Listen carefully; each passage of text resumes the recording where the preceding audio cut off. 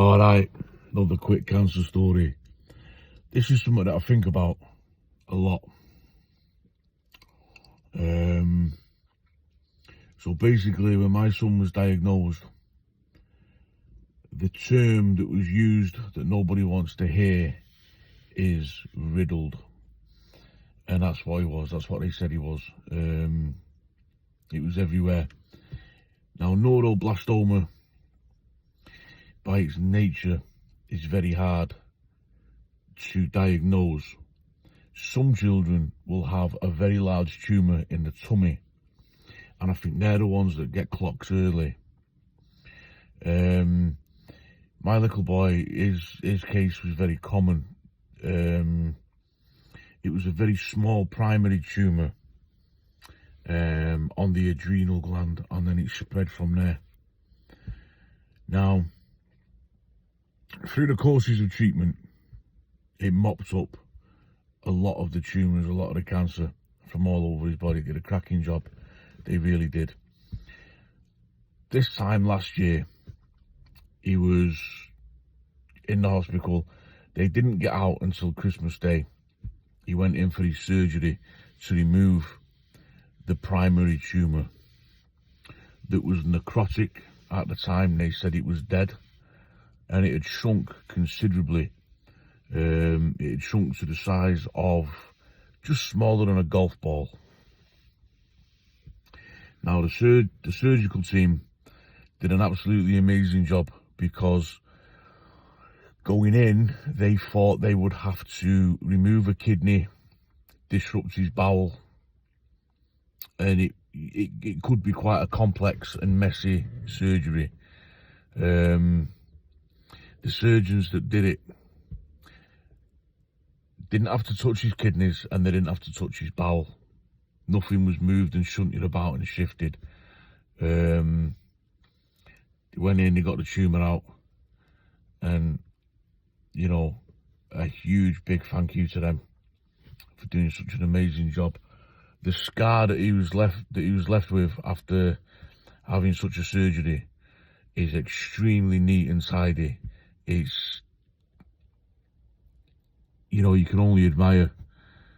I don't, craftsmanship's the wrong word, it's cold. But that leads me to thinking a lot about how they see their job. Because obviously, as a parent, it's anything but, you know, cold and mechanical. It's your child.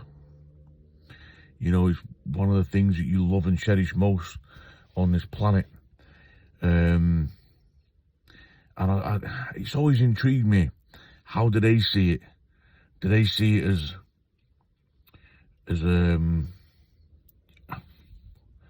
know, the body's a machine? Do they see it as something that's 100% technical like that? Or do they have a human element involved? They have to do, don't they? They must do.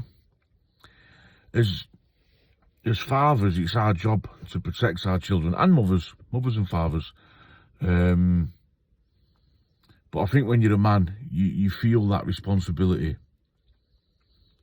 You know, you go out to work to provide for them, and you want to protect them from everything when they're that young and that small.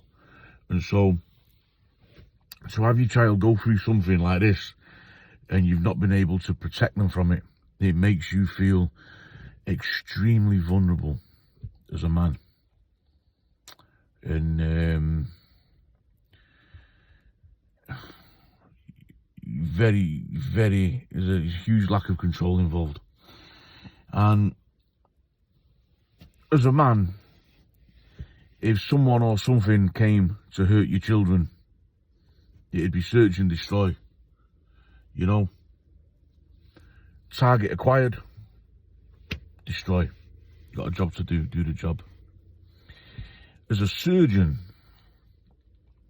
when you would come face to face, you know, with this thing that's been responsible for making such a small child so poorly, and, you know, this thing that kills so many children, I wonder what you feel.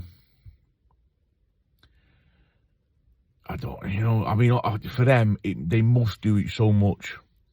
I don't know if they lose some sensitivity, whether they get desensitized to it, I'm not sure. But I don't know, for me, it's a very profound thing to think about. And it's just, they did an incredible job. They did an absolutely amazing job, and I will be forever grateful. Something I wondered about, what it's like to take these fucking things out of children, and you come face to face with the killer. I can't imagine how that would feel. However, they are detached, aren't they? They are removed somewhat from the situation, you know. But from my perspective, you know, while your child is in there, he's very much in their hands. And one of the most important people in that room is the anaesthetist. The whole team, just can't thank them enough. Maybe if you're a surgeon and you're watching this, maybe shed some light on it if you can, on the thought process and the feelings that go into it, if any. It'd certainly be interesting to find out. Anyway, I hope none of you have to ever find out. Hope everybody has a great night. See you soon.